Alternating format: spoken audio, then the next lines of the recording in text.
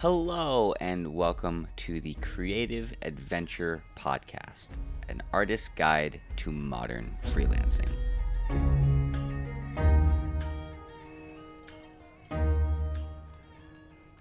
Welcome to the tavern today. Put down your sword, your axe, your mace, close ZBrush, Blender, Cinema 4D, Maya, Procreate, whatever you make as far as creative tools, and let's talk about your portfolio. How to set it up, some of the practices that I make as a freelancer to put my best work in front of potential people who could hire me to do quests for them. So, with that, we're in the tavern today, and we are considering trying to get some work. And there was a moment that happened on our quest today where we were trying to showcase to people that we could be a hero. And we say, I am a hero. And those people don't trust you. They ask you, have you ever stopped a natural disaster? Have you ever slain a monster, etc.? And the answer was no, you haven't. You haven't done some of those big things. You don't have a whole lot of experience.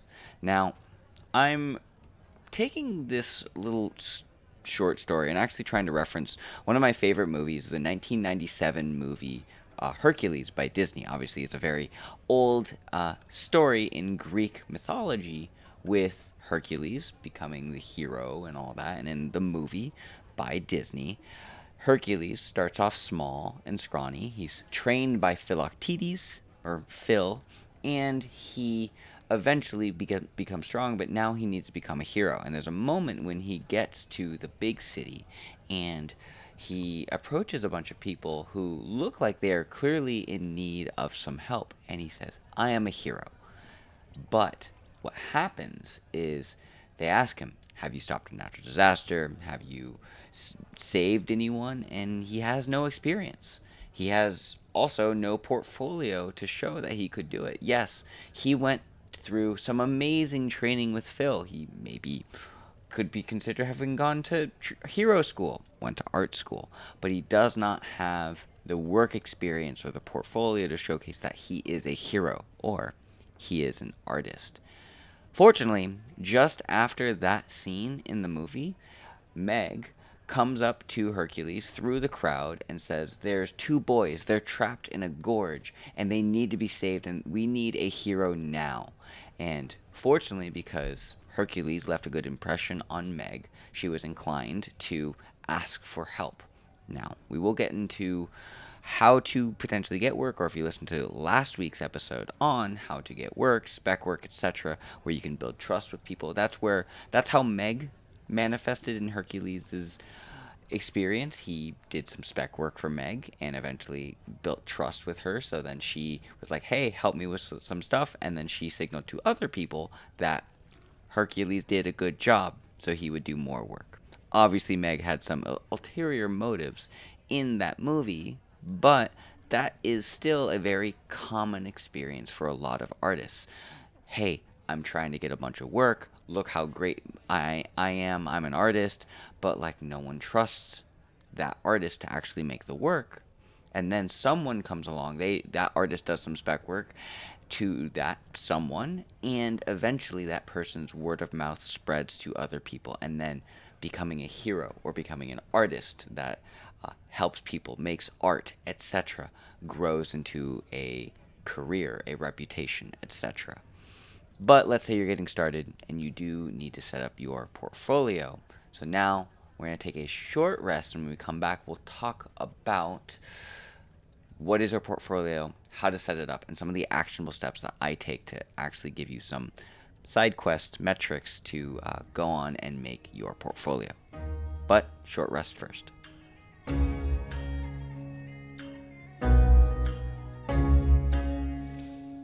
So ultimately, if you're an artist, you probably have heard the fact that you need some sort of portfolio to showcase your work. That portfolio is going to be your best work. It's going to showcase maybe a little bit of the behind the scenes, and it's going to showcase basically how you do the stuff, so then a client who hires you can trust that you're going to do the work efficiently, effectively, and hopefully make some money for yourself, but also make some money for your client. So portfolio is there to help start the conversation process. I come from the realm of video production, motion design, and I do wear a lot of different creative hats. I don't have a whole lot of traditional art background, but I do a lot of video stuff, and as such, my primary portfolio piece is my reel. I have a videography reel and a motion design reel. Now, if you don't know what a reel is, it's basically a short video that is effectively a montage or a collection of all of my work timed out to music. Now, if you're a still artist, you're a traditional artist, graphic designer, whatever genre of art you do, there's so many different ways to actually set up your portfolio in an effective way. It doesn't always need to be perfect, and actually, your portfolio should constantly be evolving as your career grows. So, a portfolio can take place in many forms. Some people think it's a website, some people think it's going to be Instagram, ArtStation, Behance, LinkedIn, YouTube, more. I host a lot of my stuff on Vimeo. There's a lot of different ways to host your portfolio. You could even do pen and paper when you do, or not pen and paper, you should print it out on some pieces of paper and make it look nice when you do an in-person interview, but there should be some way to visit and view your portfolio digitally. That could be social media platforms, your website, etc. So, I mentioned that I use a reel. Primarily, what you need is an epic piece that just gets the conversation started.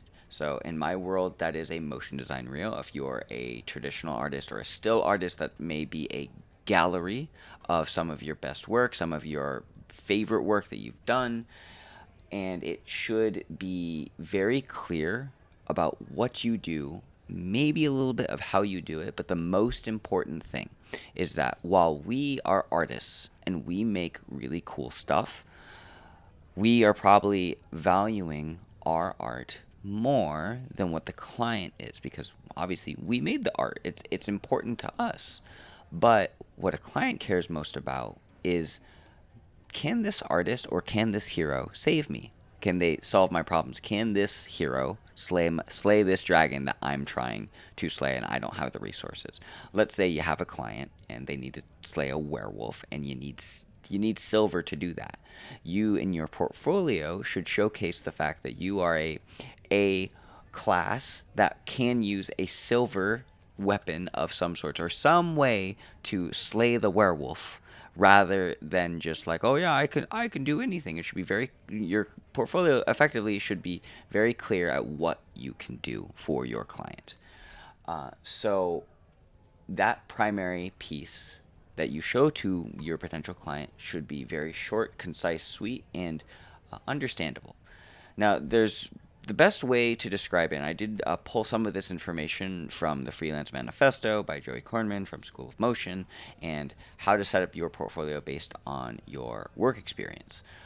In the world of a motion design reel, doing video or a montage, etc., if you're just getting started and you're a beginner, it should be short. 20 to 30 seconds. You probably don't have a whole lot of work, so like just keep it short and sweet so you can just start the conversation.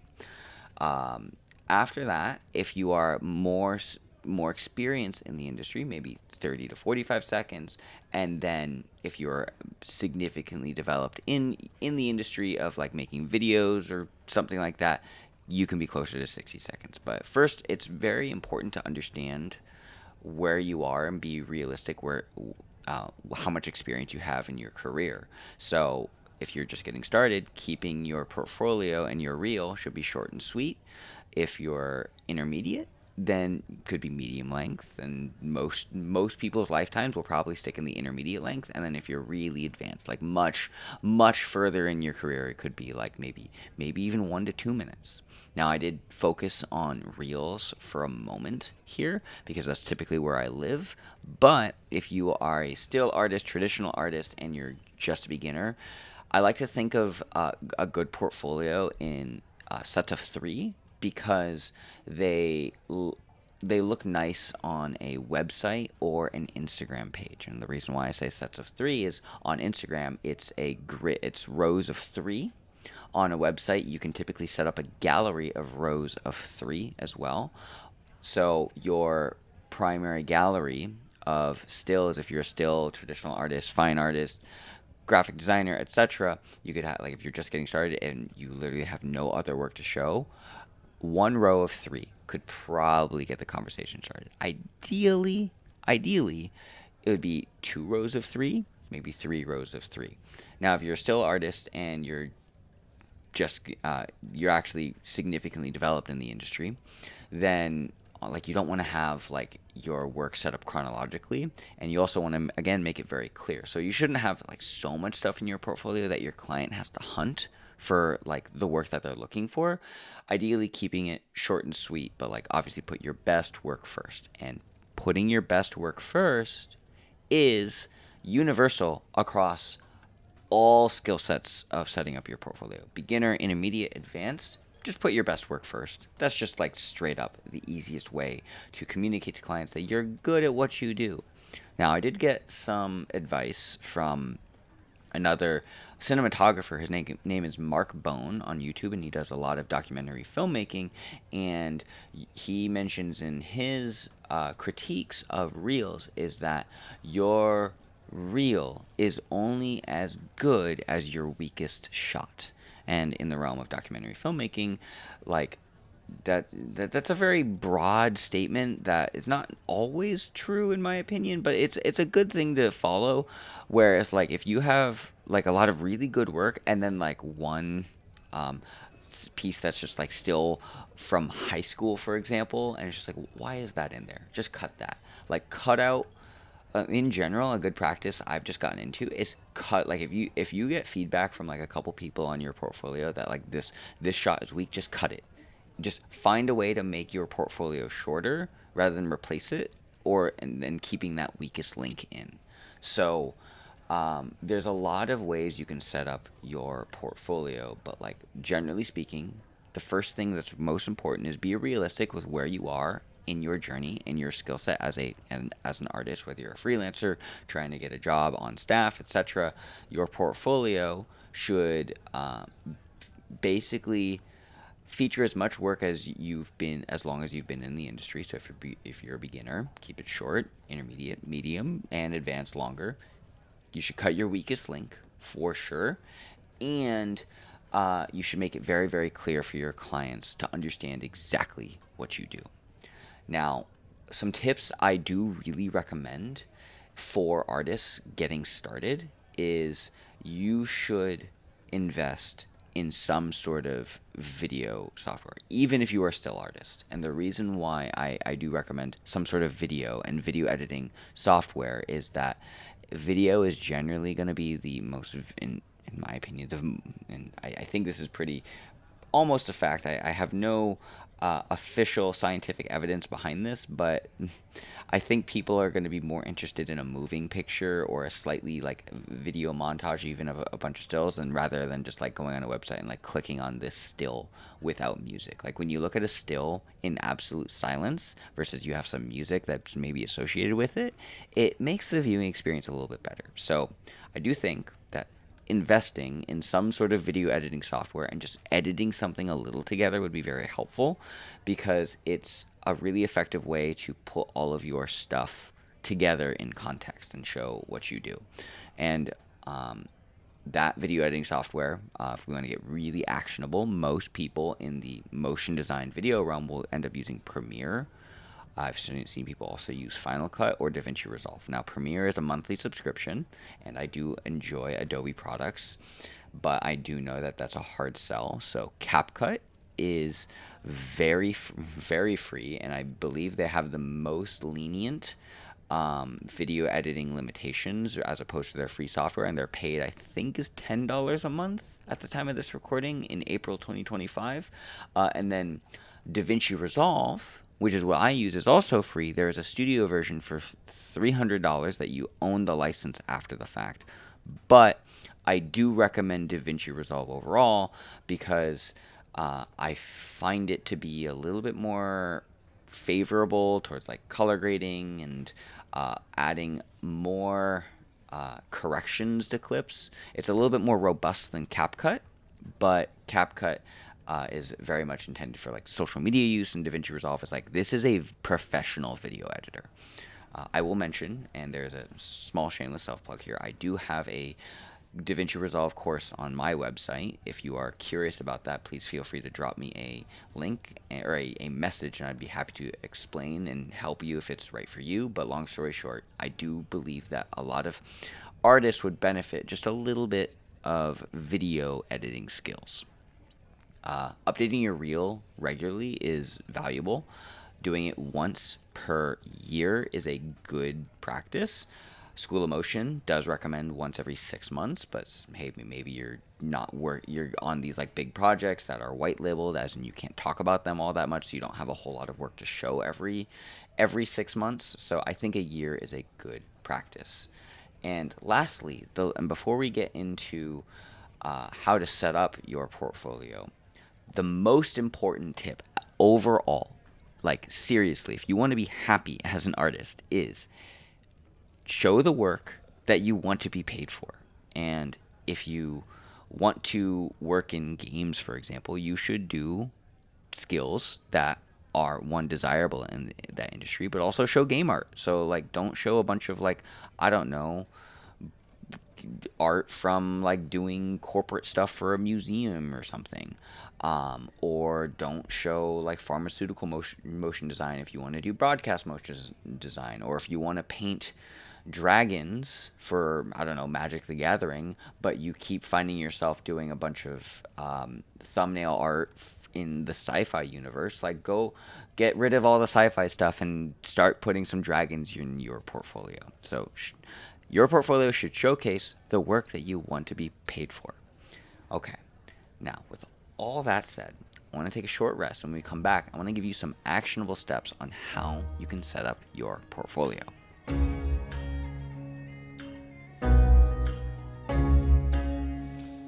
Setting up your portfolio should not take you a whole lot of time, but I don't think people really talk about like what you actually need to set up your portfolio, get the conversation started with a client. This could come from Instagram, LinkedIn, YouTube, whatever else, but like really you need to find a way to get someone to look at or watch your primary portfolio piece. That may be your reel, that might be the primary gallery if you're a still artist, etc. Now, I do still think that you need a website, and some people will disagree with this, but I still think you do need it. And we'll get to why in a second, but I will address the fact that most people will probably start looking at a portfolio using Instagram or social media platforms first. My most relevant and recent example of this was during a podcast hosted by Already Been Chewed, and one of the guests, Dan Jansen from Lincoln Design Co., mentioned that the first thing he looks at when looking at a portfolio of another artist is their Instagram, not their website. And the reason why is Dan is looking for that person to be an active or participating artist in the industry, and they want to see that they're a real person, like with a face. So that Instagram ideally has a couple photos of that person just being a person, and that person also has some recent work that they've done. So that being said, going to Instagram is probably going to be the first line of attack that people will see when they're looking at a portfolio, and you should ideally have some like recent work. But I believe a website is still important because it showcases your best work over your lifetime. And Instagram, unfortunately, is a terrible search feature, and I do personally think that most social media platforms are terrible search features, and you don't get a whole lot of time to showcase the full process. And a website is a really good way to get in contact with clients, like officially, because I've done some work with clients where I would start the conversation over Instagram, but it eventually transitions over email. Like I very rarely see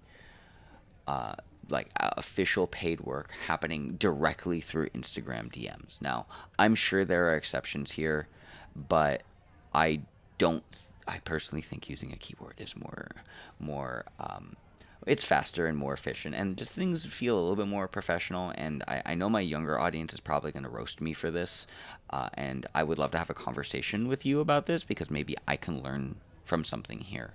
But generally speaking, I have found that the most of the decision makers in a business situation will typically conduct most of their work over email rather than Instagram DMs. So I think a website is there and should be there to help facilitate getting in contact with you via email. So like using Instagram as a way to like, hey, let's start having a conversation over email. And I personally, from a personal human being standpoint, like to keep Instagram chats and like in Facebook Messenger chats or like social media chats is like very casual.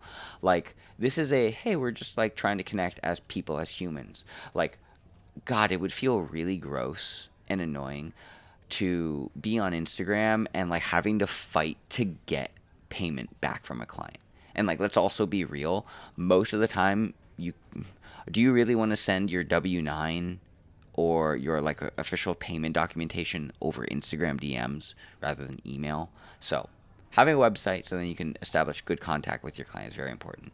I may have gone on a little bit of a rant there, but I do think that having a website is very valuable because it brings it more into the professional realm as a freelancer. Now, you need a homepage.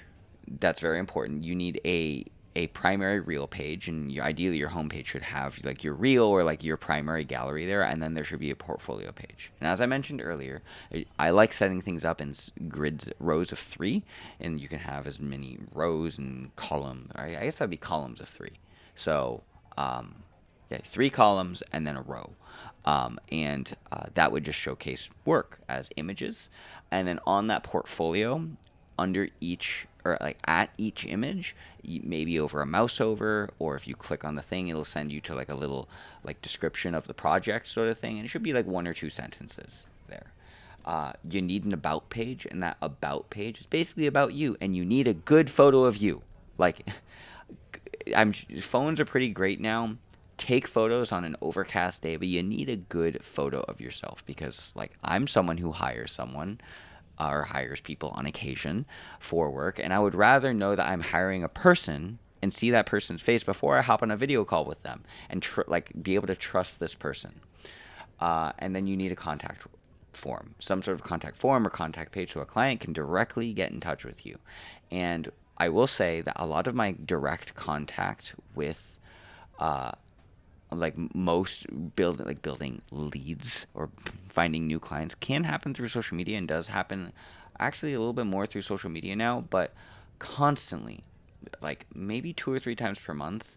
And I don't really curate my website and search optimization all that much, but like 2, maybe 3 times per month, I'll get someone reaching out to me through my website, through my like they go to my YouTube channel, then they go to my website, and they're getting an email directly to me. So your website checklist is you need your primary portfolio piece, that's your reel or your primary gallery. You need, that should all be high res. You need 1, maybe 2 good photos of yourself. You need a 1 to 2 sentence description of every single project. And I know we're getting really technical with some like very actionable things, and it's kind of hard to process on a podcast. But do remember this. Please remember this. 1920 by 1080 resolution thumbnails for all of your projects. And the reason why I say 1920 by 1080 is that you can, like most people who are viewing content on a computer, they're probably using a monitor that is 16 by 9, which is 1920. 16 by 9 is the aspect ratio, how the width and height ratio, and 1920 by 1080 is a nice resolution. Alternatively, if you primarily do stuff for phone, doing 1080 by 1920, the inverse of that. But like generally speaking, most of your work that you create, you should make a still image of that in 1920 by 1080 resolution or 1080 by 1920 if you're doing vertical. Ideally both. And we'll get into some actionable steps that you can do at the end of this podcast, but like just please remember the aspect ratio of when you're making work, especially if you're a still artist. Now granted, some people can view things square on social media, etc. I I do think like seeing everything full screen is nice, and most people have 1920 by 1080 monitors at least. So how do you set up a website? There's a ton of different hosting services out there, and you may not even need a website. You need some primary place for people to visit, like just you, just directly you. So you could use ArtStation. You could use, I think Gumroad also can help. Instagram also is a thing. But the reason why I don't personally like strictly having Instagram or ArtStation is it's very crowded. And what I mean by that is when a client goes to Instagram, it's very easy to get distracted and go look at something else when they're on a website that hosts other artists. And think about the Apple Store. If you go into the Apple Store, for example, the only thing you see is Apple stuff. It's Apple, Apple, Apple, with the exception of a handful of Apple approved accessories that are there. But most of the branding there is Apple. And the reason why I think a website is valuable is because when that client is really getting interested in potentially hiring you, they are not going to get distracted by some other artist who may be like in the recommended feed next to you in ArtStation, etc. It's just like they're just looking at you, and they can only focus on what you are doing for them. So, where do you host your website? Squarespace is the basic one that most people use.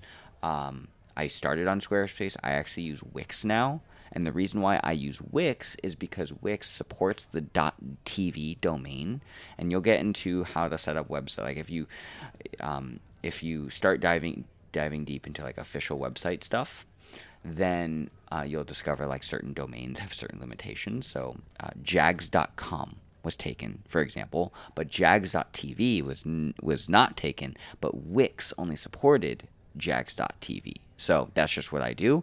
Generally speaking, I do think your website in this day and age, stop making it a brand. I'm gonna be here's a little cringe story. I used to be thinking about making a production company called Need Media because my last name is you need this media. It was cringe. Let's be real. It used to be like needmedia.net, and I was just like, oh my god, this is embarrassing. Like as I look back on that, this is embarrassing. Just make it your name. Like if you're I'm going to throw Dryson Karsten under the bus. Sorry, Dryson. Just Dryson.com. DrysonKarstenDesign.com. Just like keep it simple. If you're a freelancer, like people are hiring you. They're probably not hiring a company. And let's be real, if you're scaling up to a bigger studio, you probably have much larger opportunities happening for you, which like awesome. Maybe that's for you. But like most people getting started, especially if you want to live that freelance lifestyle, just make it your name. Seriously. So Squarespace, Wix, that's going to be the easiest way if you have some interest in spending more time, like really curating something professional and awesome, WordPress or Python. But like that's not going to be most people. If you're an artist, like focus on going to make more art. You don't need to become a web designer. Now, last thing I will say is my website, the way I set it up is I actually did a big I guess, artist dump. I took all of my content and organized it, and I sent it to an artist on Fiverr, and I had them design my website. And the reason why I did that is I want to spend more time working on my art rather than figuring out how to use Wix. So that being said, we'll get to how to do that in a little bit. But like if you're just getting started, you're a freelancer, or you want to be focused on making your art, I really do recommend Squarespace or Wix. Set up the domain as your name. And then if you just don't want to be hassled, you want to go focus on making more work, take a little bit of budget. I spent $800, I believe, and this was in 2022, so these rates may have changed. And make sure you find someone good. I paid for a premium service on Fiverr to do this for me, but you have to do a good job organizing it. So put aside some budget if you don't want to deal with this, or just go do it yourself, which is not a bad thing, because then you learn more stuff. So, okay. I gave you a super long spiel about how to set up your website stuff. Now I'm going to end this podcast with a side quest. But before that, let's take a short rest.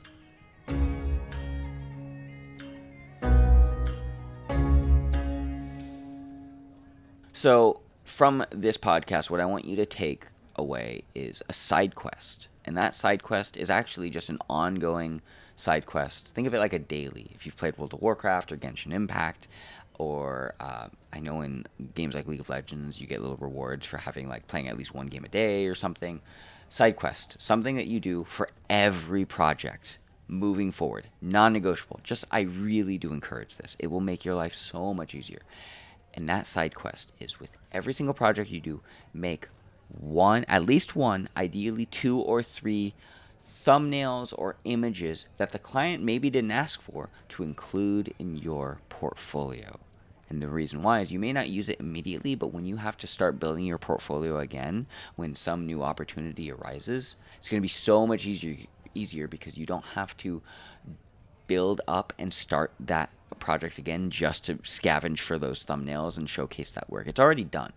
And ideally it will be faster for you because that project is top of mind, it's fresh, and you can ideally make that stuff. So your side quest is, well, one, the side quest is going like, let's go start thinking about your portfolio, maybe leveling it up a little bit. But your side quest, if you moving forward, is make thumbnails or specific images of your projects as you go forward. And if you don't have a whole lot of work to make or showcase in your portfolio, rather, if you don't have a whole lot of work to show, go listen to last week's episode of the Creative Adventure podcast on spec work and go make some spec work. But basically, after each project, you just create 1 to 3 strong visuals showcasing the work. Ideally, save them with the client deliverables that you've made or like the final output that you've created. And you could send them to the client if you want. Like, it's just a nice little touch. Like, hey, I'm going to include this in my portfolio. Just wanted to share this with you. If this is of value to you, feel free to also, I don't know, post it on social media or something. Now, I know I'm kind of leaning into the video folks and the people who primarily do like video production. So your side quest to all my still artists, my traditional artists, fine artists, illustrators, etc., is during your project. Make sure you're saving versions, whether it's like simple sketches all the way to final completion, or you're recording your screen and getting time lapses. You're maybe getting a quick shot with your phone. Ideally 3 shots with your phone because that'll look better in an edit, like different phases of it. But like, make sure you save that content because it can make it so much easier. Like 3 months from now, when an opportunity arises and a client asks like, hey, do you have, like, can you show us some of your process of this project? And you can show that. And yeah, if you are basically making still art, make sure you're capturing some process along the way because it'll make it easier to make your portfolio later.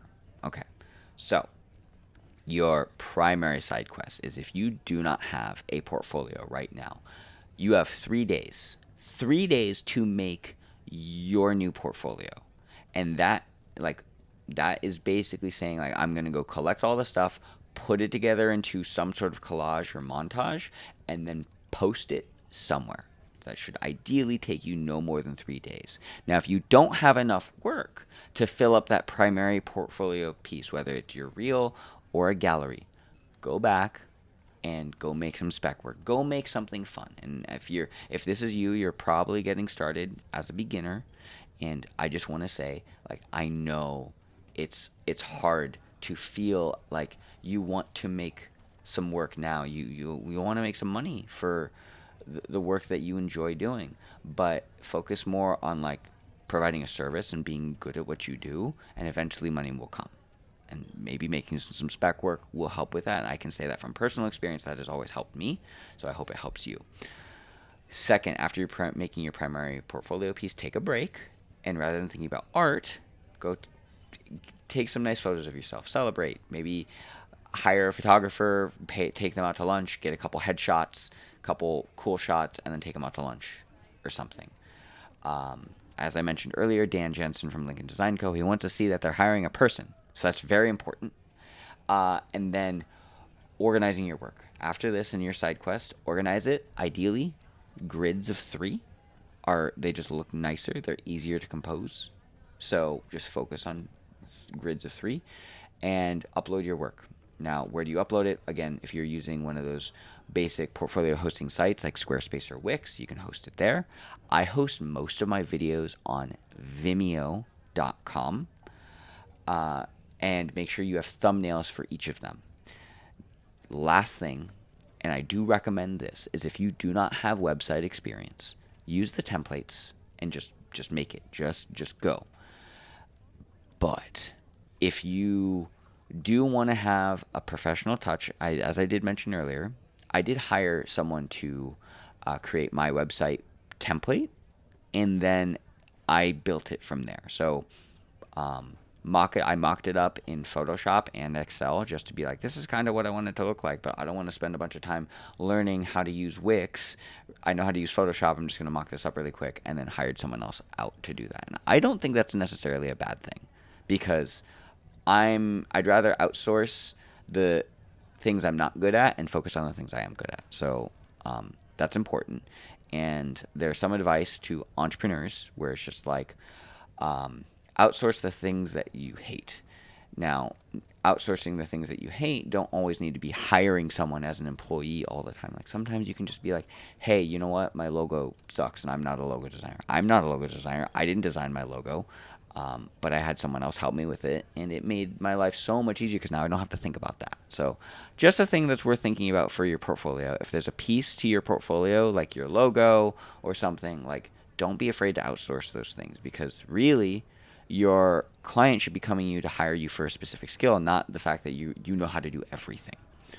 So, all that being said, just to summarize the side quest, go make your primary portfolio piece, reel or gallery, like primary gallery. Get a nice photo of yourself, organize it in increments of 3, upload your work somewhere, like upload it, like seriously, don't even think about it. Like, that's if you're like, oh, this work isn't good, it's like, it's gonna get better. Just stick in the industry, and it's going to get better if you just stick around and just upload it. And then if someone gets mad, let them. If they think it's bad, let them, because you're just gonna keep going and making it better. You can, if they think it's bad, maybe it's worth asking why, but then just move forward. So upload it. Don't even think about if anyone's going to judge you or think it's bad, because that's just feedback on how you can change in the future and how you can improve in the future. And if you're struggling with this, mock it up. Basically do a quick sort of like sketch of what you ideally want it to look like, and then either use the templates or hire someone out. Now, as we end this podcast, I want to recall back to the scene I mentioned from the movie Hercules. And at the beginning, he approaches all these townsfolk, and they're like, I'm a hero. But he obviously didn't have a portfolio. He'd never stopped a natural disaster. But he wanted to show up and do it as best he can, because he knew he could do it. If you're an artist, you know you can do these things. But you need some sort of proof. The best thing you can do is social proof, word of mouth, doing some work for people, and ideally doing a good job, being really good to work with. Your portfolio is there to get the conversation, get in the door, and get people to trust you. The portfolio is there to signal like, hey, I'm skilled enough to do this work. But really, what gets people to hire you as a freelancer, as a hero, as an artist, is when people say like, hell yeah, you got, like, this person, they solved all my problems, they did such a good job. Like, that's what you're looking for most of all. Portfolio is there to showcase like the skill that you have, but like really what I found gets people hired the most is word of mouth. Is this person good? And building trust. Portfolio is just a layer to that. So there's a couple things that you can do to help make your portfolio better, and that's making it super easy for your clients. And after that, it's about building conversations, building relationships, and being an awesome hero, and continuing to stick in the industry and doing some awesome work. So, thank you very much for listening to the Creative Adventure Podcast and Artist Guide to Modern Freelancing. My name is John Jagsney. If you have questions, comments, concerns on any of this, I would love to hear it in the comment section of whatever podcast provider you were listening to this audio experience on. If you have some time, I would love to get a review. I won't specify the stars because I want you to be genuine. Actually give me some useful feedback. And if it's an awesome review, I would very much appreciate that. But I also love to learn on how I can make this content more valuable to you. So I'd love to see it in the review section wherever you're listening to this. Now, I hope that you setting up your portfolio is a fruitful and beneficial quest to go on, perhaps it is worth rolling initiative to see how that's going to go for us. We have a metal d20 that's been very nice to us. And in the last episode, we rolled a nat 20. So let's see how we fare today. No. Okay. I'm going to move the camera here. Like, actually, 100%. That is another nat 20. I focus. Focus. Yeah, all right. We're just gonna just trust me on that. I love this dice. This dice is amazing, and I'm never replacing this dice. Okay. Thanks for listening to the Creative Adventure Podcast. I hope you enjoyed, and until next time, may the freelance dice forever roll in your favor. Take care. Bye.